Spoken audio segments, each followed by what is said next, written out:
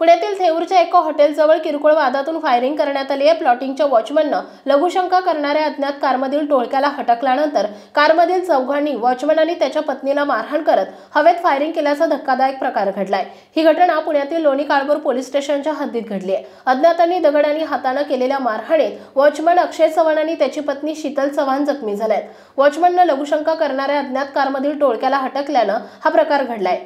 मारहाण करणाऱ्या अज्ञात कार चालकासह तिघा जणांना लोणी काळभोर पोलिसांनी ताब्यात घेतलंय। भानुदास शेलार, अजय मुंडे आणि सतीश उर्फ नाना शेलार या तिघांसह एक जणाला पोलिसांनी ताब्यात घेतलंय। त्यामुळे पुण्यात पुन्हा एकदा गोळीबाराची घटना घडली आहे। मात्र यावेळी आरोपींनी हवेत गोळीबार करत दहशत निर्माण करण्याचा प्रयत्न केलाय। किरकोळ कारणावरून हवेत गोळीबार करण्यात आलाय। पुण्यातील लोणी काळभोर पोलीस स्टेशनच्या हद्दीत हा संपूर्ण प्रकार घडलाय।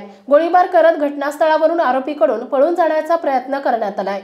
यावेळी आरोपींकडून हत्यार जप्त देखील करण्यात आलं। पुण्यातील लोणी काळभोर पोलीस स्टेशनमध्ये गुन्हा दाखल करण्यात आला आहे।